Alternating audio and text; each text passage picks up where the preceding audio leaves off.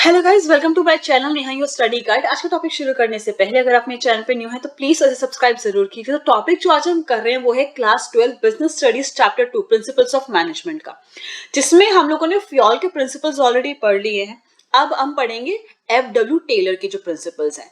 इन्होंने कुछ scientific management के कुछ प्रिंसिपल्स हैं, कुछ टेक्निक्स हैं जिसके बारे में जो है बताया हुआ है, उसके बारे में हम पढ़ेंगे। सबसे पहले हम टेलर के बारे में, FW टेलर के बारे में थोड़ा पढ़ लेते हैं। FW टेलर जो थे, उन्होंने 1856 में वो बॉर्न हुए थे यूएसए में। ठीक है, उनका जो बॉर्न हुआ था, उनका जो जन्म हुआ था वो 1856 में हुआ था यूएसए में। उन्होंने जो है 1878 में मेडेवल स्टील कंपनी थी एक, उसमें एज अ मैकेनिकल इंजीनियर वो वर्क करते थे।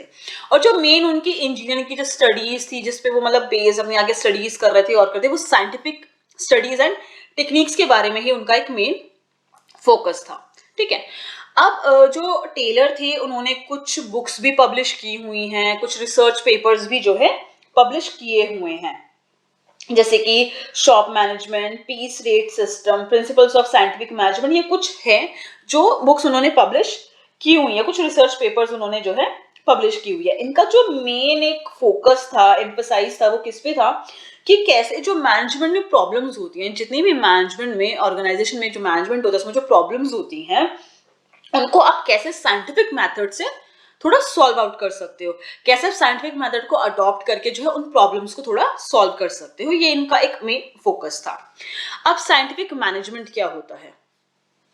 Scientific management can be defined as application of science for each and every element of management। जब हम मैनेजमेंट के हर एक एलिमेंट में साइंस को अप्लाई कर रहे हैं, उसे हम साइंटिफिक मैनेजमेंट कर रहे हैं। कहीं ना कहीं हम यहाँ पे साइंटिफिक टेक्निक्स कुछ यूज कर रहे हैं मैनेजमेंट में, ताकि सॉल्यूशंस मिल सके मैनेजमेंट में जो भी प्रॉब्लम्स है।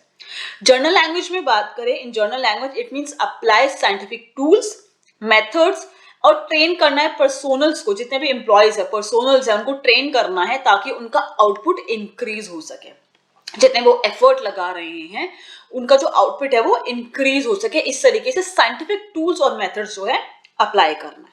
वो आगे क्या मेथड्स हैं, क्या प्रिंसिपल्स हैं, इनके बारे में क्या टेक्निक्स हैं जो मैनेजमेंट में यूज की जाती हैं, उनके बारे में हम आगे पढ़ेंगे। सबसे पहले देख लेते हैं साइंटिफिक प्रिंसिपल ऑफ मैनेजमेंट। यहाँ पे अभी हम इस वीडियो में एक ही प्रिंसिपल जो है साइंटिफिक प्रिंसिपल के बारे में पढ़ेंगे। 4 प्रिंसिपल्स के बारे में जो है आपके इस चैप्टर में दिया हुआ है, बाकी के 3 प्रिंसिपल हम आगे नेक्स्ट वीडियो में पढ़ेंगे। तो सबसे पहला जो साइंटिफिक प्रिंसिपल है मैनेजमेंट का, वो है science not rule of thumb, जो कि एक ऑर्गेनाइजेशन में फॉलो किया जाना चाहिए। अब ये प्रिंसिपल क्या कहता है? According to this principle, Taylor insists that each job performed in the organization should be based on scientific inquiry। जो भी ऑर्गेनाइजेशन में जॉब परफॉर्म की जा रही है, उसका जो बेस है वो साइंटिफिक इंक्वायरी पे जो है बेस होना चाहिए, इंट्यूशन पे। मतलब जैसे कि हमें इंट्यूशन आती है ना कभी कभी कि आज मेरा एग्जाम अच्छा नहीं जाने वाला, लाइक ऐसे फीलिंग्स आ जाती है, मतलब कभी कभी ना इंट्यूशंस आ जाते हैं, आज मेरे साथ ये होने वाला है ये। तो मतलब ऑर्गेनाइजेशन में जो मैनेजमेंट में जो डिसीजंस होते हैं वो इंट्यूशन पे कभी भी बेस्ड नहीं होता है। आज मैनेजर को लग रहा है कि ये वर्कर कुछ गलत करने वाला है, सिर्फ उसे इंट्यूशन आ रही है, या फिर आज जो है मार्केट गिरने वाली है, सिर्फ उसे इंट्यूशन आ रहा है। वो खाली इंट्यूशन के बेस पे डिसीजंस नहीं ले सकता है।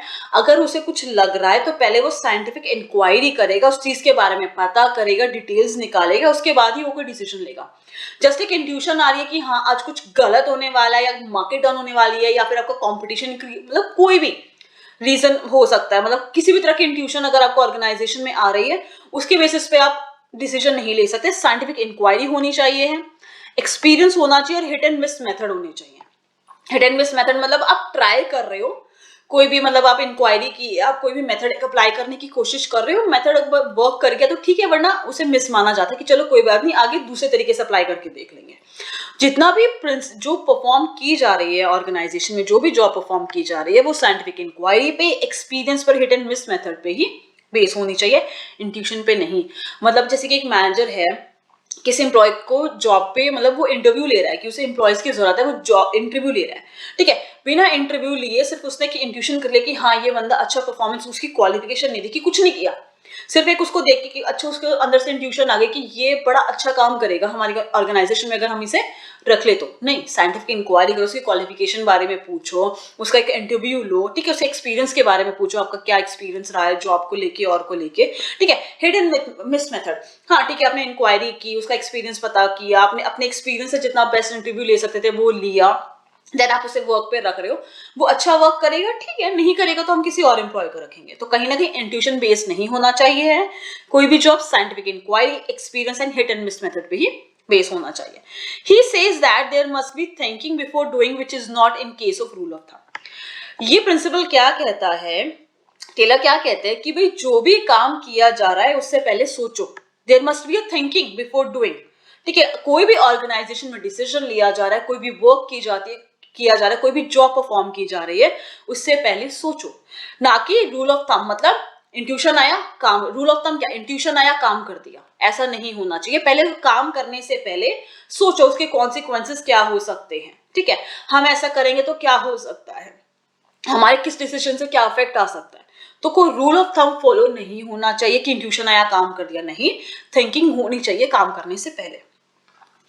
Rule of thumb means dictatorship of manager whereas scientific decisions are based on cause and effect.